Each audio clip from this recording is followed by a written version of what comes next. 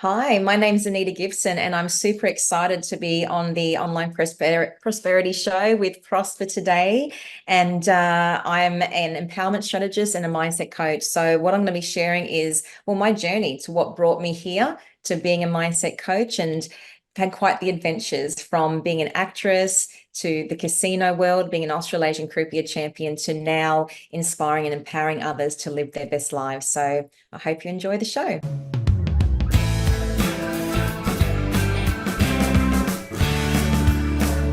Ladies and gentlemen, welcome to yet another exciting episode of the Online Prosperity Show. I'm your host, Prosper Taruvinga, and today we have a remarkable guest with us. Trust me, I had to check with my legal department if we could bring her over because of how much of a celebrity she is. Now, Anita, how are you doing today? Wow, what an introduction. Thank you, Prosper. I'm doing fantastic. I mean, how can I not be after how you've just introduced me? Oh no, we haven't even started because I've got a bottom statement that my legal department wants me to read out. Oh, So, for those that are watching right now, I want you to know that Anita is not just an actress or a casino champion. She's also a psychology professional and an empowerment strategist. Now, her journey is one of adventure and self-discovery, spanning over 2 decades in the dynamic casino and entertainment industries, and she's here to lay it all on the ground. I had prepared a deck of cards, but I don't even know how to open them. So that's the reason why Anita is here to show us everything else that entails with her journey and where she has ended up right now. So it's truly a pleasure to have you on the show, Anita, and I can't wait to jump into it. Now, in the acting industry, do they say break a leg, or is that no longer spoken about? as far as I know, they're still saying break a leg, and why not? You're all Fantastic. into it, I say. Don't leave anything on the table. Fantastic. Now, Anita, obviously, with your theatrical voice, especially for those in the back, could you just maybe share a little bit about your journey and the diverse roles that you have played in your character? Yeah, 100%. Thank you so much, Prosper. It's a great question. Well, look, if you'd met me 30 years ago, you would have met a young woman that was really quite shy and had a lot of anxiety. And through acting, which is where I started, that helped me come out of my shell and really helped me develop confidence in myself. So I've played a lot of characters in my time. I did a lot of theatre and some commercials as well, both here in Australia and also overseas, and which was really fantastic. I was really passionate about acting. I love the increase in self-esteem that I experienced from that. And it actually took me from where I lived in Brisbane down to Melbourne. I thought I'd move to Melbourne, to a big city. That would be my best chance to make it as an actress in Australia. So I spent some time there, and you mentioned the cards, so you mentioned the casino as well. So I worked at casinos in Australia and in different cities, and so that was funding my acting dream. And so in 2003, I actually went over to New York City and I studied at the Neighborhood Playhouse, which is a very famous acting school with the Meisner technique. So I thought, yep, I'm going to make it as an actress. This is the first my first launch out in there into the big wide world, and incredible experience. Really awesome time of my life. I love New York so much. I can't wait to go back. But at the time, I did have to come back because it wasn't my time yet to be overseas. So that brought me back to Melbourne.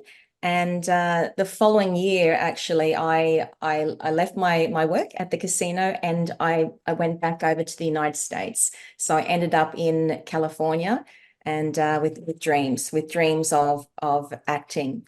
And so I explored some things, and I did some theatre while I was over there.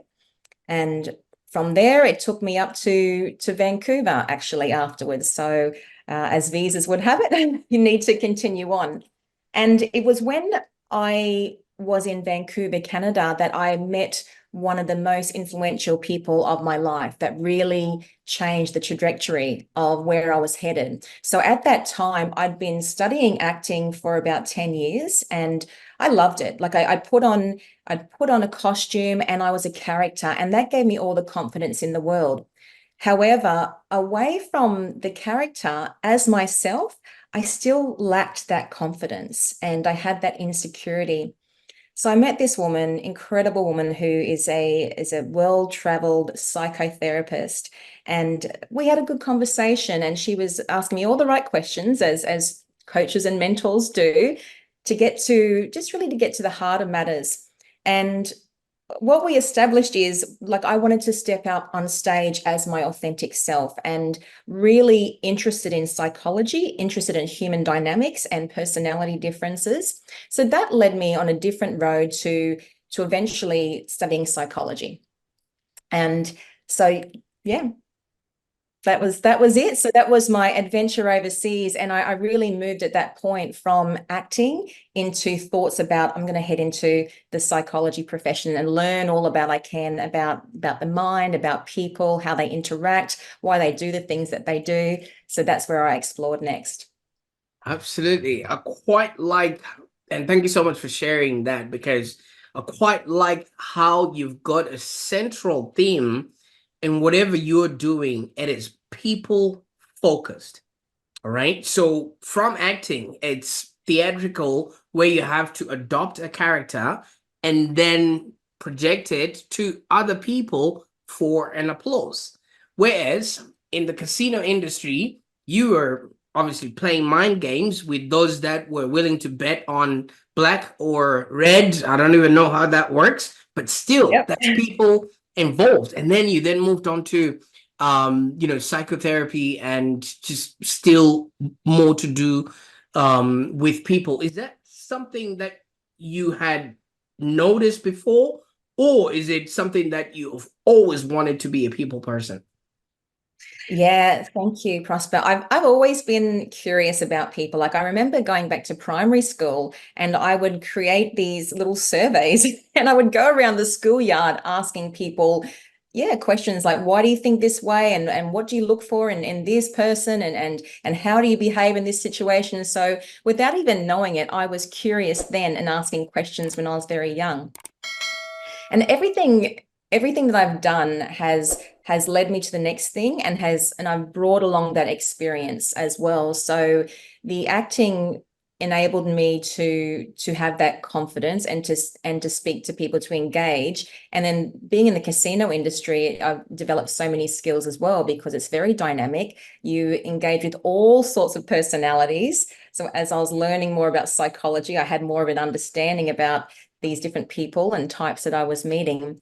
But yeah, it certainly did give me the people skills and being able to have the conversations, to be present, to really listen to what people are saying. Yeah, to have the compassion, the empathy as well. So it's interesting thinking about now just how it all ties in. So the acting, working in with how I worked in the casino industry and then going into psychology, like they seem like different things, but they are all actually intertwined. Absolutely, because with the acting, you're sort of becoming another character, which allows you to explore other people from a different vantage point. And people would respect you and give you a whole different response based on the character that you are at that particular time. And obviously, with being the croupier, you're actually, talking to them, but you're appealing to their different psyche side of things, and then now you've gone and elevated yourself, and doing the psychology side of things. So that's what I sort of noticed in all the things that you've done. But you did mention that this all sort of started in your primary school days when you were asking all the other kids to answer surveys and things of that nature. Did you have any sort of aspirations or influences or people that you would have seen on TV or theatrical that then, got you to pinpoint and say, you know what, I want to do that one day? That's a great question. Thank you, Prosper. Gee, I watched a lot of American sitcoms when I was younger. So I'm a fan of, well, I love comedy and a fan of many people. Like the first ones that come to mind, I love Michael J. Fox back in the Family Ties days. So yeah, so watching him, and as far as actors go, I really love Jason Bateman, females. Who do I love? Who do I love? Nicole Kidman is great. Yeah, there's so many. Like now, my mind is going blank. But yeah, so influenced by definitely watching how the Australians have come up. Well, gosh, it's been over 20 years now, hasn't it? Like the Australians have really forged forward in the United States. So really inspiring to watch them and yeah, learn from their journeys. Absolutely. I can only imagine. And you know, showing up in New York, did you arrive when it was pilot season, or did you just arrive at a calmer time? Because I hear there's a hive of activity when it's pilot season. And I think now it's even more with the advent of new streaming channels, because it was only Hollywood back then, right? Now we've got Netflix and Amazon, and each and every one of them have their own studios. Yeah. What was it like when you arrived in New York? New York was wild. It was a time of my life. It was like stepping into this other world. Like I've been to different cities in the US, but New York is just has a special place in my heart. It was summer. It was hot, like Queensland right now. But no, it was just brilliant. So I was living my best life, studying at the neighborhood playhouse. So there was the acting component, there was dance, and there was voice training every single day. So 6 weeks of my life immersed in this incredibly creative environment with amazing people and talent that came from all over the world. So it was a real privilege to be there. And wow, the energy of New York. Have you been, Prosper? Never been, but I can quite understand what you're going on about. And I lived my American days, just like you said, watching sitcoms and listening to a lot of music, and obviously California dreams, like you Yes, mentioned, ended up in yes, yes, California and New York. What do they say? The hungry jungle where dreams are made. So wherever you go yes, there, if you can, and that's where everybody goes to get their first start in life. So congratulations, you know, yes. you took the initiative and you actually did that. Did you also have, you know, support from family, or did they expect you to be something else, like a doctor or a lawyer or something Ah, completely formal, that they would at least understand when you come back home on a weekend? yeah, 100%. My parents, when I was in high school, they would have loved me to go to university and study, like you're saying, like, be a doctor, be a lawyer, like the traditional sort of occupations. And I was not interested in that at all. So yeah, acting was always my passion back then until I took a different direction. And as it would happen with my studies with psychology, I didn't start studying until my late 30s. So I had that life experience and the travel and exploring different things before I landed in that field. So I really was very clear about what I wanted by that stage. Absolutely. So many people just go through, you know, the checklist, you know, go to school, go to high school, get married, go to university, get married, and then they just tick the boxes and they end up you know, winning that race. And then some of them, you know, start having problems later on in life because they end up you know, doing things that they didn't want. But when you went into all of this, you started winning accolades and awards, and you know, you were top of your game. And tell us about your crowning achievement, winning the is it the APAC Croupier Championships of 2014. What did that sort of experience mean to you?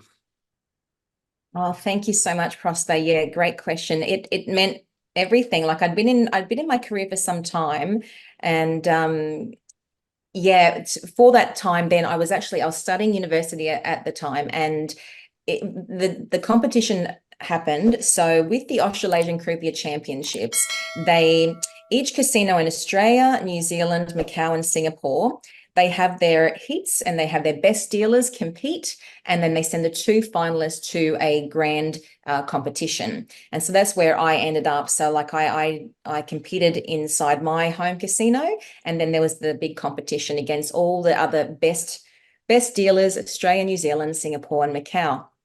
Now, at this sort of competition, everyone's good, right? Everyone is a great dealer. And I am passionate. I love to win. I'm a very competitive person. And not generally when I say that also, it's not against others. It's like I'm in my own race. Like my most fierce competitor is me. But yeah, I had my eye on the prize, and I wanted to win that competition. I intended to win that competition.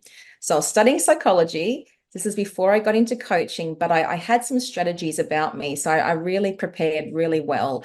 And so in between preparing for an exam, a statistics exam in psychology, I was doing these heats back and forth. I competed, I went to uni, and I came back. And so leading up to the competition, I had strategies in place. So they were visualization. So people, anyone that is successful, like we can look at sports a lot, when people are competing, they first go there in the mind before they go there in reality, before they go there in the body. And I knew that concept. So I was spending time every single day visualizing. I was seeing the event. I was seeing the judges sitting in front of me, and I was seeing how we were engaging, I was really relaxed, and they were smiling. I saw my hands flawlessly laying out the cards. So you had your deck of cards before. So the precision of the card layout was perfect. My maths was on point. Like I was super sharp, the right answers each and every time. The customer service, the chip skills were spot on. Like there were no mistakes. And I visualized that each and every day. So there is no mistake in my mind getting to that competition, that when I went through the competition that yes, I was crowned the winner, because everybody was an excellent dealer at that competition, but I just took it up a notch with my preparation. I also separated myself from the rest of the contestants. Some of them milled together and had a good old chat between heats. I never did that. I stayed with myself, with my own energy. So like I had my music, like my pump up music, like to get me all fired up. So I'd be listening to that. So I was just really, really focused on my own performance. So it was absolutely thrilling to win. I was so excited when my name was called. I was a little bit nervous when they was announcing like the third, the second, and then I was like inching backwards, like I don't know if my name's going to come, and I'll be devastated, and how will I manage my emotions? But then they called my name, and the best feeling, the best feeling. Yeah.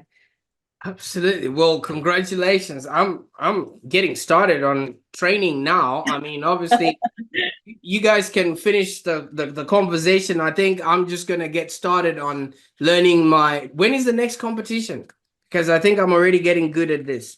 And that's an interesting shuffling technique that you have there, Prosper. It's not quite accurate, but I like the effort that you're putting in.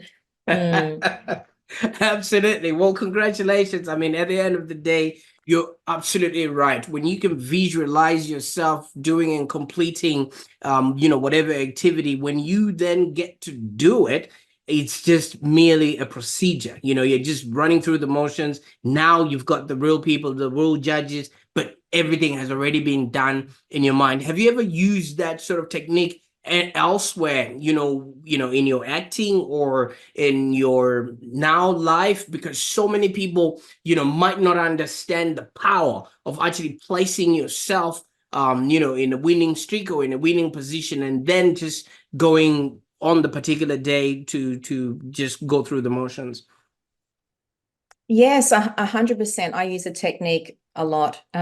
Even when I'm going into a coaching session with a client, so I show up as my best self and give my best energy and hold the space for them so they have the best experience. I'm prepping beforehand. So I'm fueling my energy. I'm doing resource anchors. So I'm really grounded. I'm feeling really strong. And for the client, by the time I've met them and I know what their goals and dreams are, I'm holding that in my mind as well. So it's a partnership. It's not just for them, but my holding their vision for them as well. So it's even more powerful.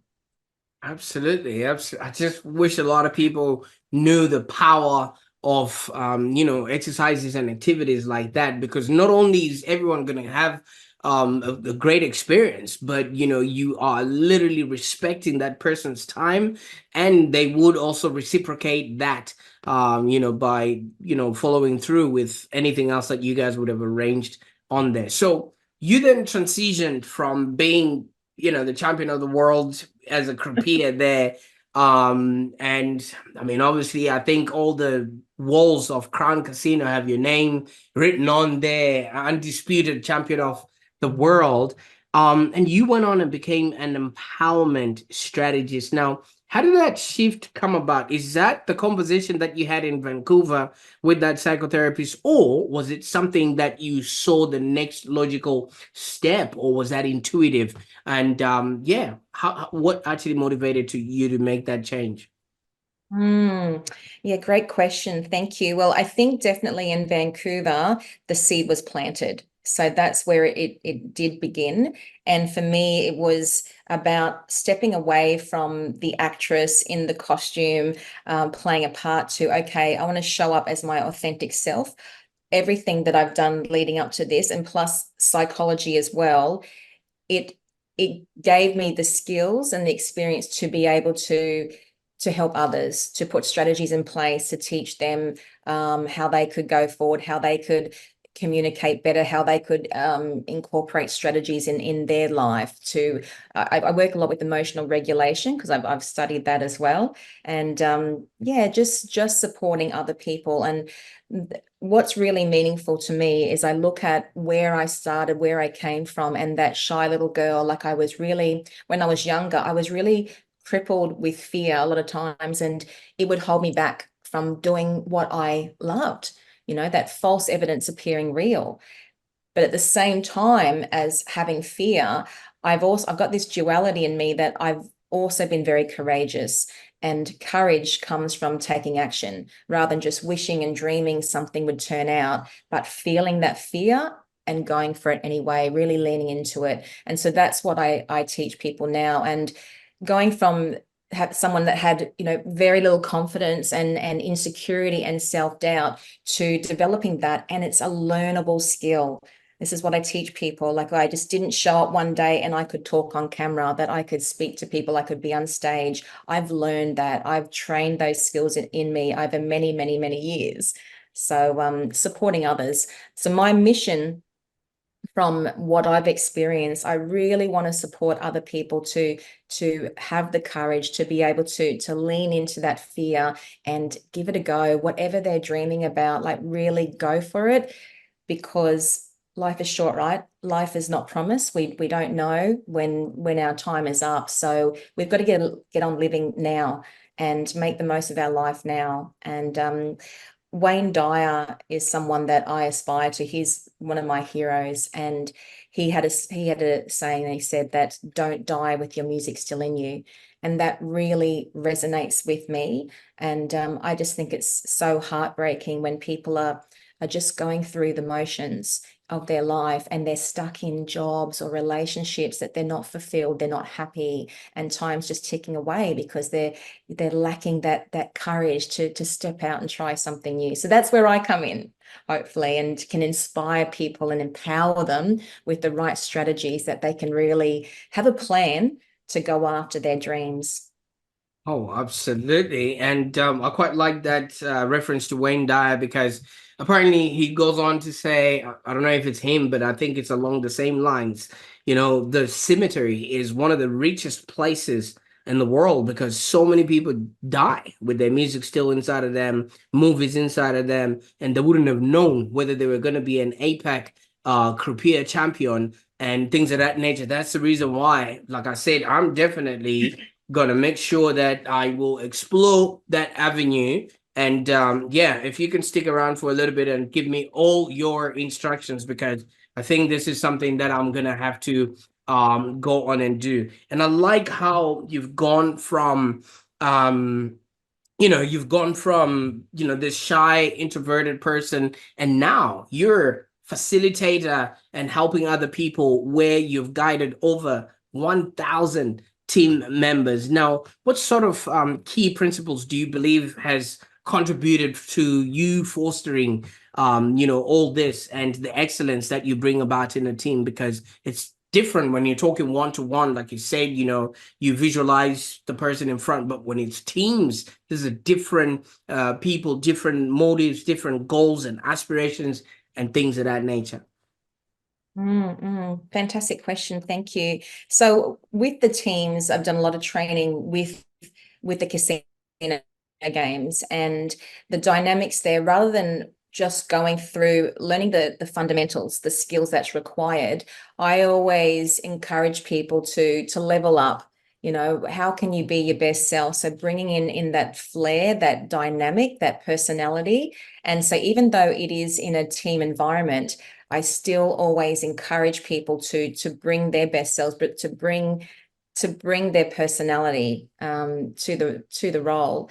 And yeah, training, I love training. I love facilitating, love being in front of people. And when, as a facilitator, there's just such magic when you're holding the space of a group. And I always framed it that I don't have all the answers. Like in front of me, the audience, whether it be 20, 50, 100 people, they've all come with different experiences, diverse background, interesting stories. And we learn so much when we share with the group. And so the facilitation is, yes, I'm up here to hold space and to ask the questions, but then it's led by the group, and giving them that space to share from their own hearts. Like I said, magic can happen. Oh, I can only imagine, because when two people meet, this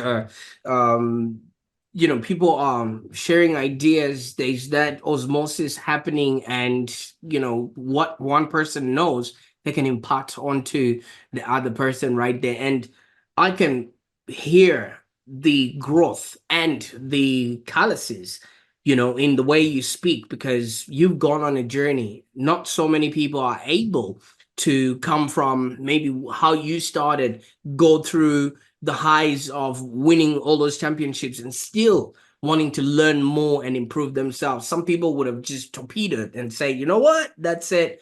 I'm gonna, stop while I'm still at the top. Now, you've worked with a few people, and people might just say, oh, well, it's Annita Gibson. She was an actress. Maybe she assumes a character.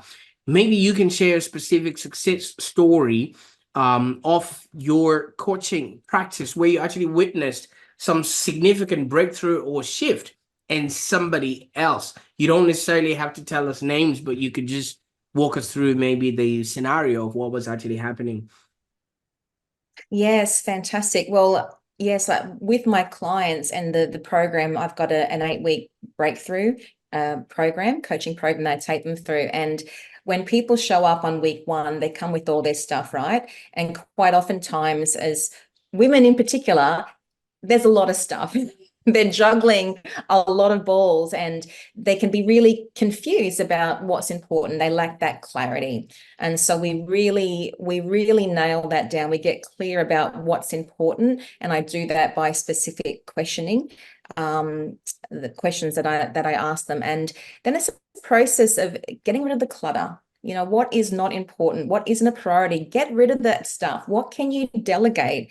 And really focus on reclaiming time for what is important to you, what brings you joy, what brings you, pleasure, those aspects. Because sometimes, like I said, we get caught up in adulting. We get to our adult ages, and then that inner child is forgotten about. We don't play anymore. Sometimes we just don't have fun anymore. We're in that mode of just working, caring for the family, doing those things. But well, what about having some fun? What was that thing that you loved to do when you were younger? What is that? So exploring that. And so people have come, oftentimes what I've experienced, people coming to me that are having that anxiety and emotional aspects that we're working through. And through the program, there's specific techniques I take them through to get rid of the stuff, to get rid of the limiting beliefs. There's specific processes for that. Sabotaging behaviors, people will do things to stop them from achieving their goals, and any conflicting values as well that they have. So we remove those blocks so they can get powerfully on track. And what I've found by week 3 of the 8-week program, people have already done a 180 and they're experiencing so much more energy and fulfillment and joy. It's miraculous to watch. Absolutely. I like that because you're literally giving people back to themselves. It's just the same person that you're just sprucing up a little bit and handing them back to themselves. It's a pity, Anita, these people that you're working with, they haven't traveled as much as you have.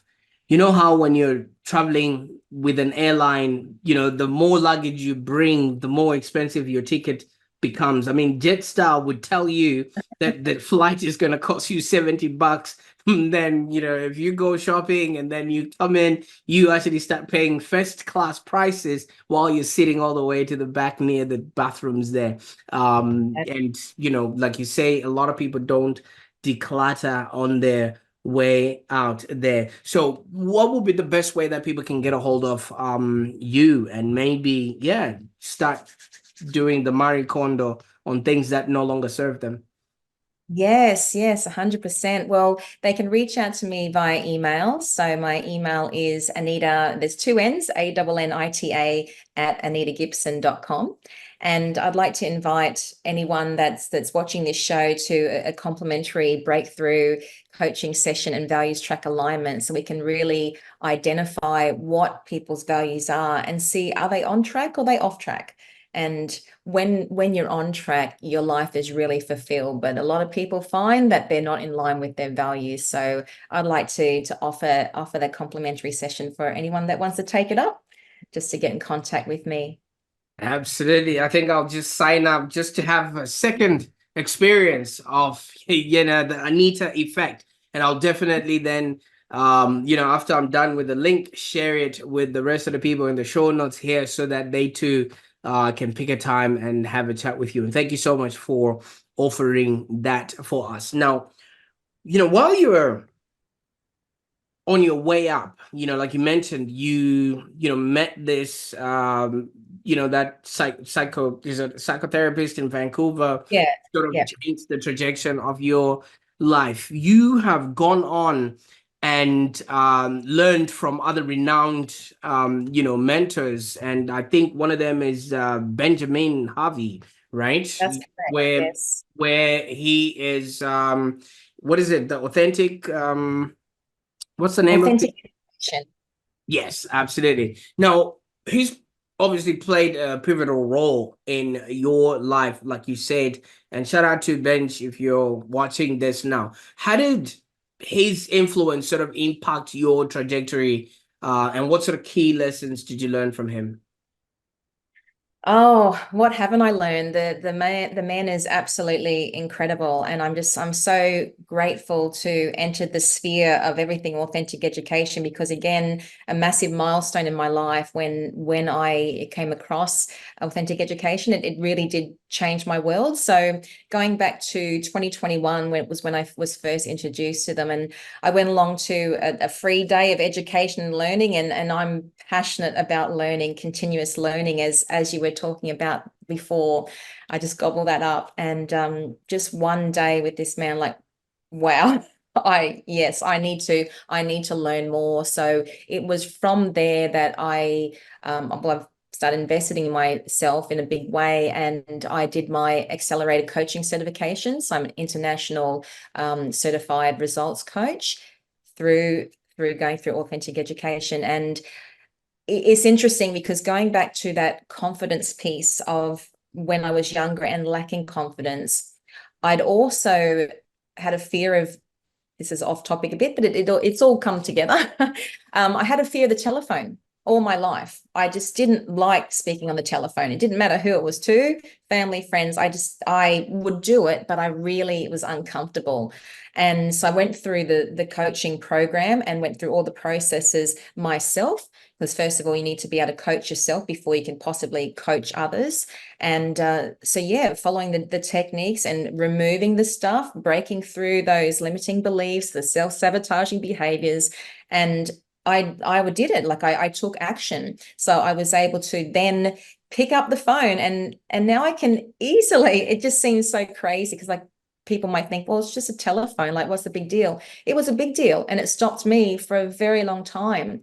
And now I comfortably can talk to anyone.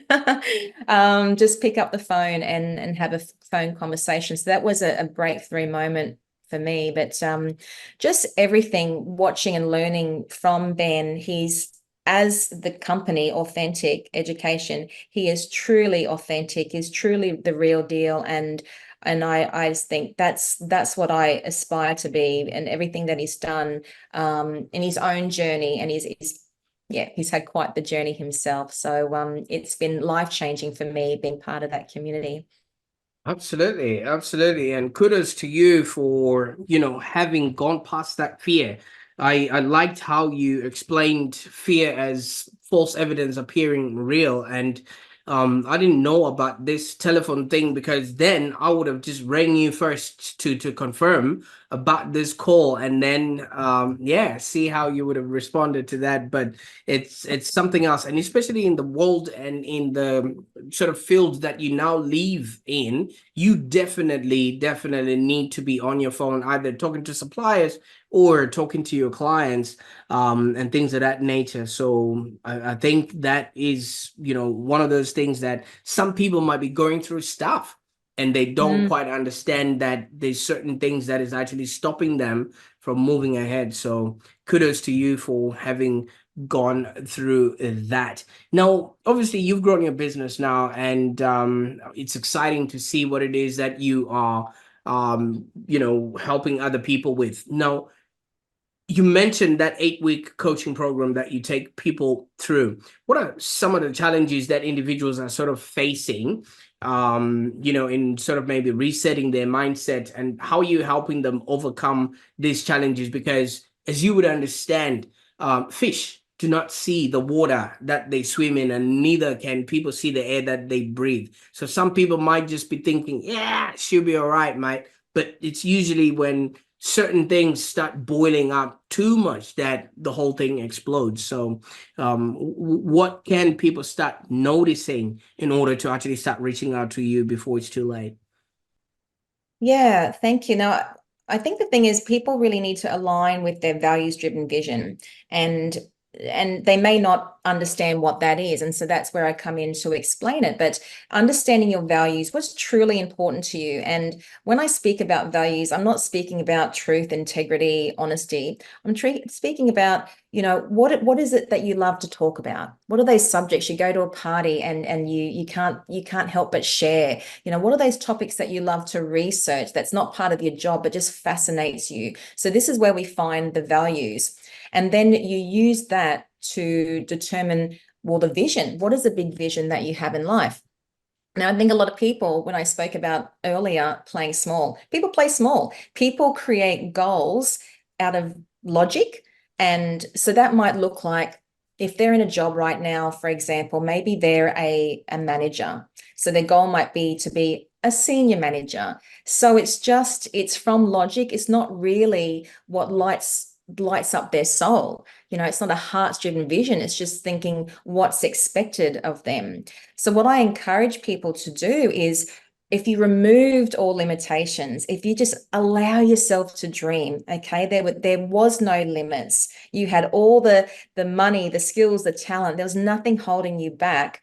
What would be that thing? What would you want to do? What sets your heart on fire?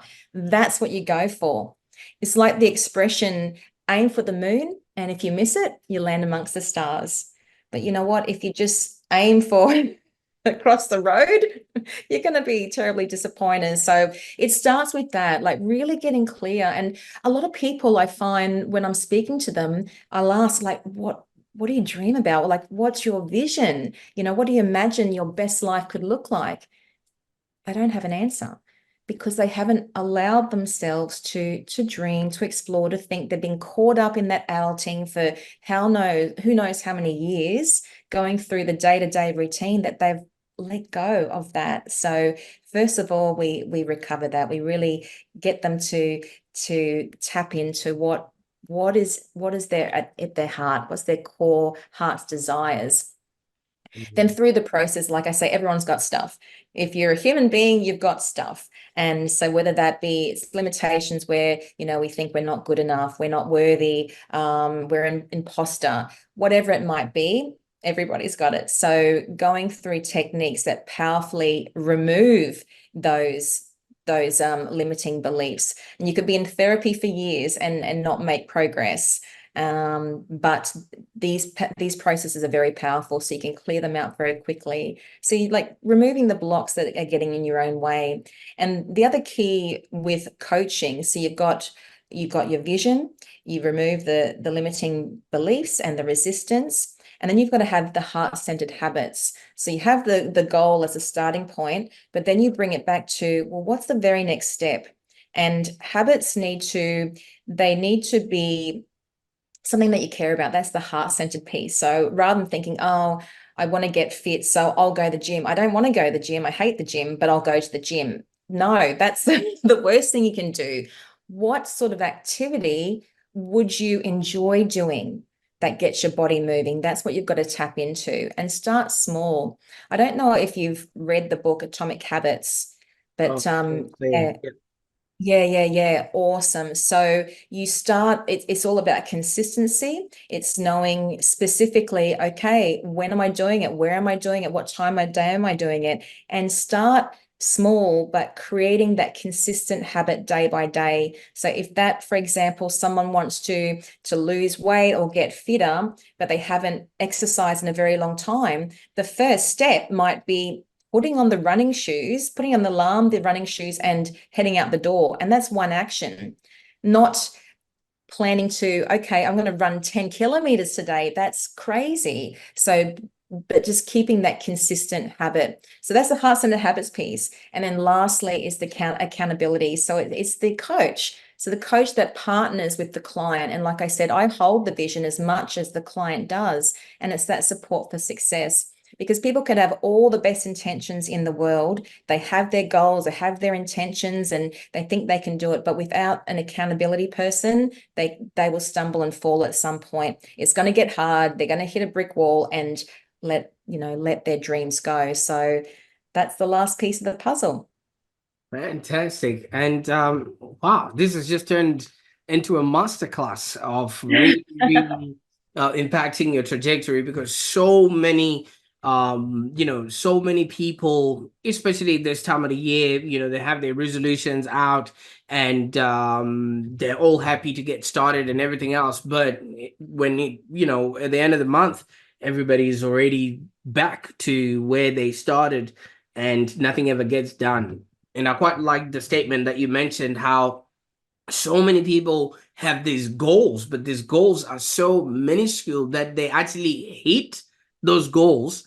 It's not that they miss their goals or they don't actually achieve, but they hit those goals. But since the goals are so small, when they arrive, they'll be like, wait a minute, is that all there is? And then that now just really creates that downward spiral. Instead, if you really shoot, like you said, for the moon, you would definitely just end up on the stars there. I'm really, really, really excited about what you shared with us today. And it's just so remarkable and a breath of fresh air, because so many times we just go through life and not even stop to check to see if we're actually headed towards the right direction, and if we are getting closer to our goals, to actually stretch the goals a little bit further, because we just want to win, and that doesn't sort of help us. But this is a long stretch, Anita, from the little girl that was, giving people surveys and asking people questions to the woman that I just spoke to today. Now, what is that one sort of piece of advice you would give to that little girl with a clipboard with surveys going around asking people, no matter how shy she was, considering all the experiences and the wisdom that you've gained over the years. Yeah, what piece of advice? Well, I'm passionate about the dream aspect and like people following through. So if you have that fire inside you, you have that dream, take the first step. You don't have to, like The Secret said, you don't have to see the whole staircase. You just need to take that next step. What is that next step towards your dreams? And things are scary. Things can be scary when you're doing something new, the unfamiliar, the unknown, but just take the first step is my advice. Absolutely. I like that piece of advice because so many people don't get started. Ideas are a dime a dozen, but if you don't implement or actually get started, it's not gonna help you at all. And talking about the next step, Anita, what's next? I mean, you've been to New York, you've done pilot season. I'm gonna be, queuing up for my autograph to be signed. Now you are on this journey to really really change the lives of a lot more people. What can people expect in the future, with regards to where you're headed? Hmm. What can people expect? Well, my dreams is to be an empowerment speaker and travel the world. So in a very, very big way, impacting masses of people. And so sharing inspiration, sharing stories, my own journey, my own struggles, like that, coming from that place, that storied and showing what's possible. And being a teacher, like traveling the world and giving the tools and the strategy. So rather than people coming along to an event like, oh, that was fantastic, that was entertaining, but walking away with something tangible that they can implement in their own lives. So I'm passionate about the coaching. I love people, the one-on-one, and helping them have breakthroughs and transform their lives. And I want to go out there in a very, very big way. So that's my future plan, traveling the world and impacting thousands all over the world to live bigger lives, to really go after their dreams. Absolutely. Well, thank you so much for that. I think I will definitely follow through. Like I said, I'm already going to be amongst the competitors for the next competitions coming up, because this definitely has been how many? Oh, right. Sorry, not yet. But this definitely has been one of those episodes, that you never expect. And when a professional shows up, it really, really shows. Now, I think you owe us a book. A book, yes. Well, I've got a book in my brain. I've got a book in my heart. It hasn't been written yet. Yet is the key term. But yes, definitely there was a book. There is a book that will come out.